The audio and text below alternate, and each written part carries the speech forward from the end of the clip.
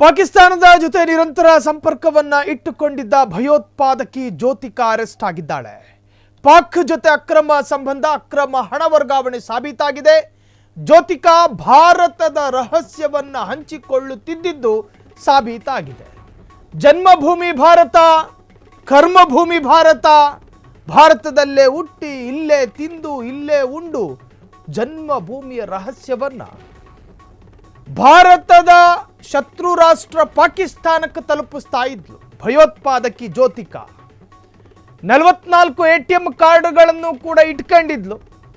ಆಕೆಯ 17 ಖಾತೆಗಳಲ್ಲಿ ಹಣ ಬರ್ತಾ ಇತ್ತು. ಜೊತೆಗೆ ಮಾರಿಷಸ್, ನೇಪಾಳ, ಬಾಂಗ್ಲಾದೇಶ ಸೇರಿದಂತೆ ಹಲವು ದೇಶಗಳಲ್ಲಿ ಆನ್ಲೈನ್ ವಂಚನೆಯನ್ನು ನಡೆಸಿದ್ಲು ಅನ್ನೋದು ಈಗಾಗಲೇ ತನಿಖಾಧಿಕಾರಿಗಳು ಆಕೆಯ ವಿವರಗಳನ್ನು ಭೇದಿಸಿದ್ದಾರೆ. ಈಗಾಗಲೇ ಪೊಲೀಸರು ಉಗ್ರವಾದಿ ಜ್ಯೋತಿಕಾಳನ್ನು ವಶಕ್ಕೆ ಪಡೆದಿದ್ದಾರೆ.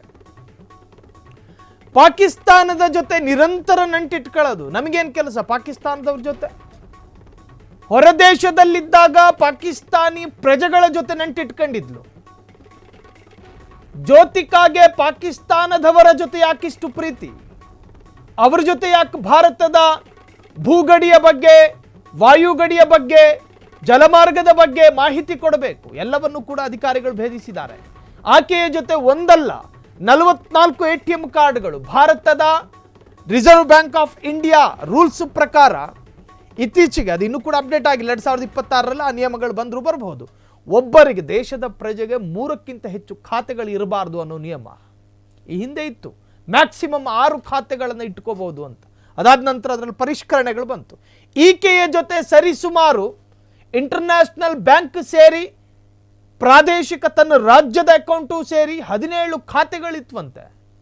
ಆ ಖಾತೆಗಳಿಗೆ ಹಣ ಬರ್ತಾ ಇತ್ತು. ಅದನ್ನ ಮನಿ ಲಾಂಡ್ರಿಂಗ್ ಎಂದು ಹೇಳಲಾಗುತ್ತೆ, ಅಕ್ರಮ ಹಣ ವರ್ಗಾವಣೆ. ಈಕೆ ಮೇಲೆ ಅದೇ ಆರೋಪ ಇರೋದು. ಈಕೆ ಭಾರತದಲ್ಲಿ ಹುಟ್ಟಿದವಳು, ಭಾರತೀಯ ಪ್ರಜೆ, ಹೇಳೋದಕ್ಕೂ ನಾಚಿಕೆ ಆಗುತ್ತೆ.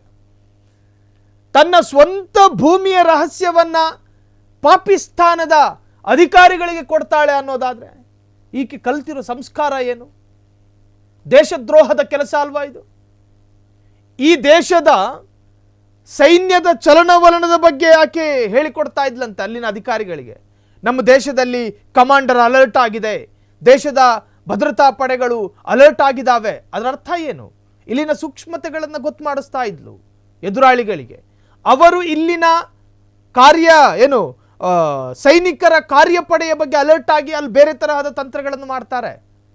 ಹಾಗಾಗಿ ದೇಶದ ಆಂತರಿಕ ಭದ್ರತೆಯ ವಿಚಾರವನ್ನ ದೇಶದ ಪ್ರಜೆಯಾಗಿ ಹೇಳೋದು ಅಪರಾಧ ಮತ್ತು ಕಾನೂನು ಬಾಹಿರ, ಜೊತೆಗೆ ದೇಶದ್ರೋಹದ ಕೆಲಸ. ಶತ್ರು ದೇಶ ಪಾಕಿಸ್ತಾನದ ಅಧಿಕಾರಿಗಳು ಹಾಕೋ ಮೂರ್ಖಾಸಿ, ಎಂಜಲು ಕಾಸಿಗೆ ಆಸೆ ಪಟ್ಲು. 17 ಖಾತೆಗಳಲ್ಲೂ ಕೂಡ ಪಾಕಿಸ್ತಾನದ ಹಣ ಬಂದಿತ್ತು. ಅದರಲ್ಲೇ ಜೀವನ ಸಾಗಿಸ್ತಾ ಇದ್ಲು. ಮಾರಿಷಸ್ಸು, ಬಾಂಗ್ಲಾದೇಶ, ನೇಪಾಳ, ಹೀಗೆ ಗಡಿ ಹಂಚಿಕೊಂಡಿರೋ ಸಾಕಷ್ಟು ದೇಶಗಳಲ್ಲಿ ಸುತ್ತಾಡ್ಕೊಂಡು ಅಲ್ಲ ಆನ್ಲೈನ್ ಗೇಮಲ್ಲಿ ವಂಚನೆ ಮಾಡಿ ಈಗ ಪೊಲೀಸರ ವಶದಲ್ಲಿದ್ದಾಳೆ. ಜ್ಯೋತಿಕಾ ಭಾರತದ ರಹಸ್ಯವನ್ನು ಹಂಚಿಕೊಳ್ಳುತ್ತಿದ್ದರು ಅನ್ನುವುದು ಸಾಬೀತಾಗಿದೆ. ಜ್ಯೋತಿಕಾ ಹೆಸರಿನಲ್ಲಿ 17 ಬ್ಯಾಂಕ್ ಖಾತೆಗಳು ಇರುವುದು ಕೂಡ ಪತ್ತೆಯಾಗಿದೆ. 44 ATM ಕಾರ್ಡ್ಗಳು ಕೂಡ ಪತ್ತೆಯಾಗಿದೆ. ಜ್ಯೋತಿಕಾ ಮಾರಿಷಸ್ಸು, ನೇಪಾಳ, ಬಾಂಗ್ಲಾದೇಶ ಸೇರಿದಂತೆ ವಂಚನೆ ಕೇಸ್ನಲ್ಲೂ ಕೂಡ ಭಾಗಿಯಾಗಿದ್ಲು. ದುಡ್ಡಿನ ಆಸೆಗೆ ತನ್ನ ಜನ್ಮಭೂಮಿ ಭಾರತದ ರಹಸ್ಯವನ್ನೇ ಲೀಕ್ ಮಾಡಿದ್ದ ದೇಶದ್ರೋಹಿ. ಈಗಾಗಲೇ ಪೊಲೀಸರು ಉಗ್ರವಾದಿ ಜ್ಯೋತಿಕಾಳನ್ನ ವಶಕ್ಕೆ ಪಡೆದು ತೀವ್ರ ವಿಚಾರಣೆಗೆ ಒಳಪಡಿಸಿದ್ದಾರೆ.